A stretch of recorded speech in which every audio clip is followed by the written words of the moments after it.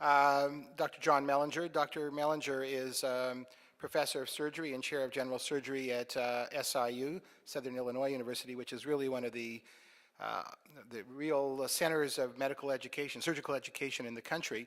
And he's program director and very active in the APDS, and I'm very interested in hearing his talk. Thank you, Jerry. Well, now we get to go back to the sins of the fathers and look at the issue of how we've historically determined competence, and it's still the issue that our graduates wrestle with when they finish their training. And that's a model that uses numbers as a surrogate for competence rather than the wonderfully thought out and studied proficiency type training that we're talking about today. I have nothing to disclose. Just to review briefly the way privileging and credentialing work at most institutions, it's a local phenomenon. Each institution is obviously responsible for its own granting of privileges.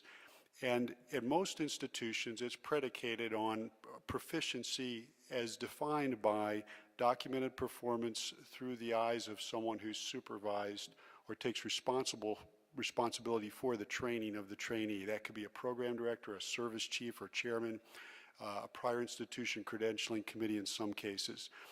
Key components that institutions go by is that there should be uniform guidelines or standards for people across disciplines. And in endoscopy specifically, these things need to be procedurally specific. Being able to do a colonoscopy doesn't mean you're proficient at upper endoscopy or at some more advanced therapeutic type procedure. There's two ways that this is typically achieved by a person applying for privileges. One is by completion of a training program that gave them a structured experience, and typical things that are expected to be part of that experience, as we've all gone through in our own residency training, is a certain volume and breadth, such as is characterized for us as surgeons by the RRC defined categories that we all pay attention to. Observed competence on the part of someone with appropriate oversight authority, that a certain level of performance has been achieved. And it should include, and this is an important one for us to remember as surgeons doing endoscopy, both a cognitive and judgment as well as a technical element, as Jerry alluded to so nicely in his talk. And these skill sets both need to be developed and can be developed sometimes in parallel, but not necessarily through the same set of activities. There is in most institutions a separate pathway, recognizing that in this era with so many changes going on in the field of surgery, there are many people who will finish their training, as many of us in this room did, for example with laparoscopy, not having been exposed to something that quickly becomes an absolutely essential component of the surgeon's armamentarium. So equivalent type patterns of training that don't necessarily involve acquiring the skill in a structured training environment such as a residency or fellowship are recognized by most hospitals. And in these settings, key components are that the criteria by which competence will be judged will be predefined, and that there'll be liberal use of observatory pathways such as proctoring and precepting to ensure that the individual, especially if coming in from an outside setting where they haven't been able to be observed before, truly demonstrates the skills that are desired. Another key component of this is that in an ongoing way, there should be a quality assessment effort and a quality improvement program that allows the individual to continue to be assessed, not just with regard to their competence when privileges were first granted, but in an ongoing way, demonstrating that that level of performance continues to be maintained. And there's a variety of mechanisms through which that can be done. Now with that background, let's talk just a minute about the numbers issue.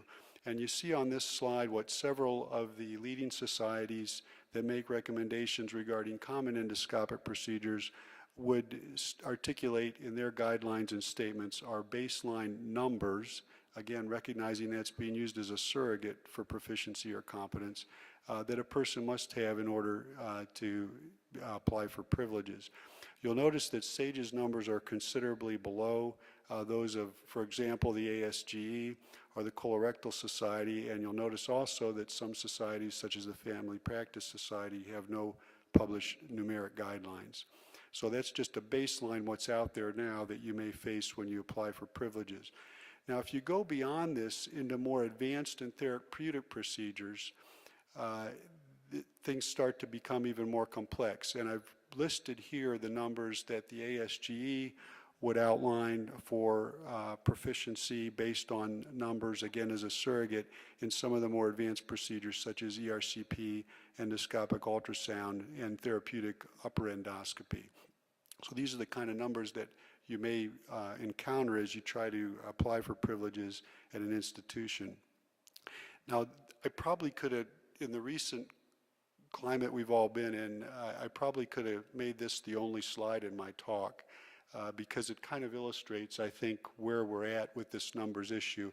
I'm sure that the audience is aware that recently some of the leading GI societies published a joint statement really critiquing the position of the American Board of Surgery and by reference the RRC in surgery for the numbers criteria that we have been going by and operating by in our surgery training programs.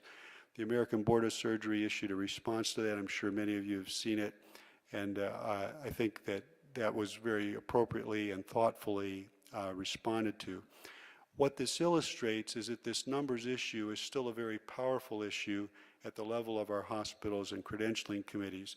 So I wanted to go through with you some data related to the numbers issue that I think can inform us while we're still waiting for an era where we become increasingly proficiency-based and guided by real metrics such as we've been learning about today. What do we do in the meantime? And what arguments that are literature-based, even with their inadequacies, will we be equipped to go into those discussions with?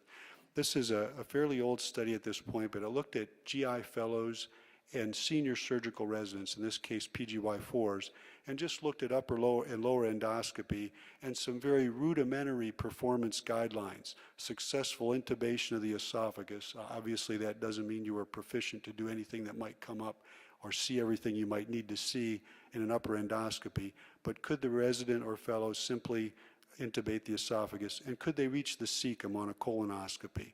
And you can see that more than 100 supervised cases in this study for these level of trainees were required for them to reach those fairly basic skill sets. Now, if you go into more complex procedures such as ERCP, several studies suggested that to get to the point where you could have 85% or more cannulation rates, and especially if you really wanted to be able to selectively cannulate either the pancreatic or biliary ductal system, the numbers went up and maybe as high as approaching 200 cases. And you can start to see some of the historical reasons for some of the numbers you saw on the earlier slides. Now, a very interesting study that I like to reference when I think about this, partly because it comes from somebody I think highly of and regard his work as very strong, Gary Vitale, who's a leading endoscopist in our own society, but also because I think it helps to answer the question, how do you leverage forward, even in a clinical way, advanced endoscopic experience? And Gary has a fellowship, as many of you know, where he teaches ERCP to surgical trainees who finished their residency and are now entering into a fellowship type experience. What he found is that if you have prior endoscopic experience, he could teach you to the level of competence in ERCP we were just speaking of, an 85% cannulation rate for either the biliary or pancreatic ductal system within 85 cases, if you had prior endoscopic experience, which in his fellowship was about 6 months. If you didn't have any endoscopic experience when you entered his fellowship, it took about 3 to 4 months longer, and your cases approached 150. Those still are less than the numbers that were published previously. So I think that's a good reference point for us as surgeons for the more advanced procedures. Also, as a very important piece of information, I think, is the work that Melina Vassiliou, who you'll hear from later on this panel, and works with Dr. Freed at McGill, developed as part of the FES programs developed, where they developed this tool gauges. You've already heard residents referenced a global assessment of gastrointestinal endoscopic skill, very similar to the goals outline that Dr. Freed showed for laparoscopy, but applied to flexible endoscopy. And what Melina showed is that using that tool and validating that tool as a clinical outcome measure, that with upper endoscopy, the learning curve plateaued at about 50 procedures. And for colonoscopy, at about 75 procedures.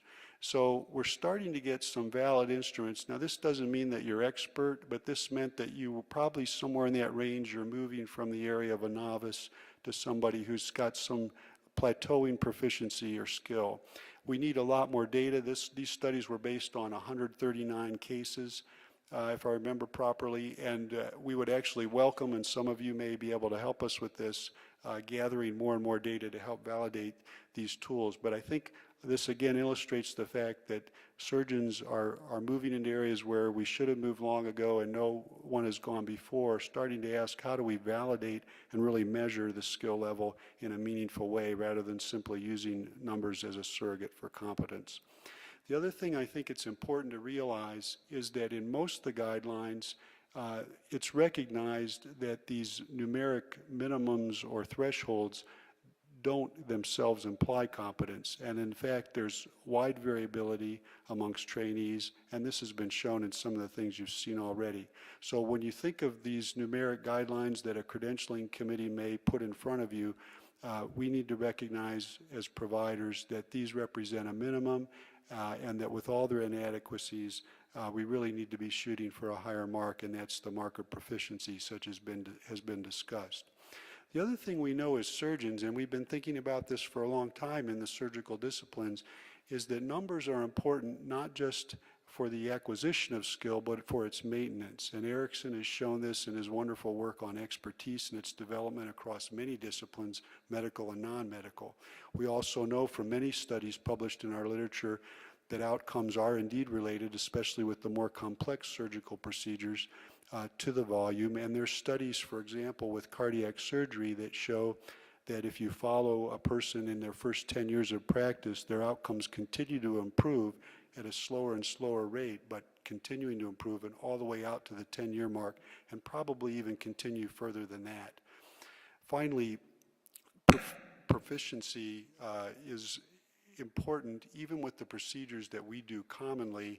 And with all the criticisms and debate that surrounded this, we all saw the study that came out from Dr. Fitzgibbons and the multi-center VA study a few years ago in the New England Journal with looking at TEP procedures and suggesting that you had to do 250 of them to really get to a level of high proficiency. Well, none of our graduates get 250 procedures in any area, let alone one technique for hernia repair. So this is an issue that we're going to have to wrestle with not only in the endoscopic area, but across our disciplines. I thought it would be useful to briefly reference in my comments, for those of you who may not be familiar with this, although I'm sure most of you are, where we're at with the RRC's expectations for our graduates. 35 upper endoscopies and 50 colonoscopies. PEGs can be included in the upper endoscopy number, are the current minimums from the RRC's point of view in the defined categories of flexible endoscopy for graduating surgery residents. If you ask yourself, was that a big move forward? This caused a lot of heartburn amongst program directors when this came out just a few years ago. But if you actually look at what the national averages were being turned in when people went to sit their certifying exam prior to those guidelines, we were really pretty close to those numbers. So while it caused some heartburn, it really wasn't a big shift from where the average graduate was prior to that time. The other issue that comes up as we think about launching our trainees into an environment where they seek endoscopic privileges is the needs of someone practicing in a rural environment are very different, and endoscopy is critically important in most of these settings, often underserved or non-served by gastroenterology support. And this is just one of many studies that have been published looking at rural surgeons and their volumes, and you'll see that in this particular study, endoscopy comprised the highest procedural volume area for a rural surgeon in comparison to someone practicing in an urban setting. So this is a critical issue. It's also been borne out by recertification data that the ABS has when people turn in their numbers to recertify. Well, we all know that numbers have their limits. We've talked about this already. They're a surrogate, but aren't outcome or criterion-based measures for our confidence. And so we need to be moving towards proficiency-based skill acquisition, skill training, and skill certification. And the kind of programs that we're talking about with FLS and FES today are examples of that. just want to throw in one last comment before I conclude, and that's a comment maybe more for our trainees than for those of you in teaching or practicing settings. I love Yogi Berra. He's close to the source of all wisdom, and this was one of his quotes I really liked. In theory, there's no difference between theory and practice, but in practice there is. And indeed, when you try to apply these things, there are some real hurdles to overcome. And we could talk a long time, and when I talk to my residents, I spend more time talking about the old 3 A's that we all probably learned in our training of being available, affable, and able. But I think that the take-home message I'd like to leave with this audience for us as surgeons as it relates to the numbers issue and the politics that surround that on the issue of credentialing is we must be competent at what we do. We know that as surgeons, and this can be our strongest line of credibility in debates with providers from other specialty or training backgrounds who may not want to see us in the endoscopy unit.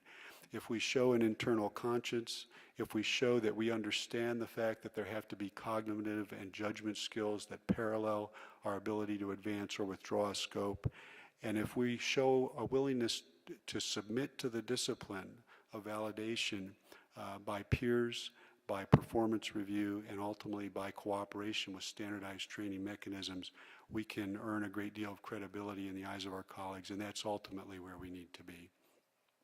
And this is just a quote from, many of you know John Sweeney, that he got from Dr. DeBakey, and I like it. If we want to succeed in this area, we need to have a good product. Thank you.